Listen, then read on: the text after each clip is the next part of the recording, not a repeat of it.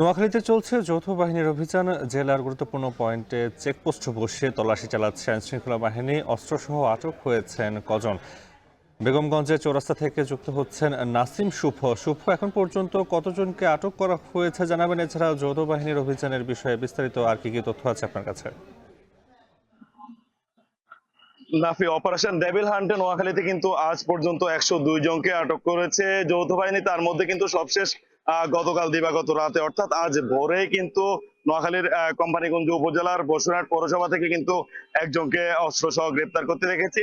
এছাড়া আজ দিনভর কিন্তু জেলা শহরের গুরুত্বপূর্ণ যে সকল পয়েন্ট রয়েছে সেগুলোতে যৌথ বাহিনী অভিযান চালাচ্ছে। আমি এই মুহূর্তে আছি নোয়াখালীর বেগমগঞ্জ উপজেলার চৌমোহনীতে এবং আমার পিছনে দেখতে পাচ্ছেন এখানে কিন্তু র্যাবের তাদের যে টহল সেটি চলছে এবং সেনবাগে কিন্তু এই মুহূর্তে র্যাব, সেনাবাহিনী এবং পুলিশ তিন বাহিনীর সমন্বয়ে কিন্তু সেখানে অভিযান চলছে।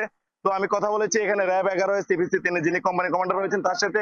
তিনি জানিয়েছেন আসলে নোয়াখালীতেও সারা দেশের ন্যায় দু একটি ছোটখাটো বিচ্ছিন্ন ঘটনা ঘটেছে এবং সেই বিচ্ছিন্ন ঘটনাগুলো যাতে জিরো টলারেন্সে নিয়ে আসা যায় সেজন্য কিন্তু তাদের এই ধরনের অভিযান। এবং যে সকল অপরাধীরা এখনো ধরাছোঁয়ার বাইরে আছেন, যারা বর্তমান পরিস্থিতিকে অস্থিতিশীল করার চেষ্টা করছেন, তাদের ধরতে কিন্তু যৌথ বাহিনীর এই অভিযান অব্যাহত থাকবে। তো এখানে শুধু র্যাবেরই নয়, সেনাবাহিনী এবং পুলিশ প্রশাসনও কিন্তু গতকাল রাতভরই নোয়াখালীর যে 9টি উপজেলা রয়েছে সেখানে অভিযান চালিয়েছে। এছাড়া নোয়াখালীর যে বিচ্ছিন্ন দ্বীপ উপজেলা রয়েছে হাতিয়া, সেখানে কোস্টগার্ড, নৌ পুলিশ এবং পুলিশের সমন্বয়ে গঠিত যৌথ বাহিনী অভিযান করেছে।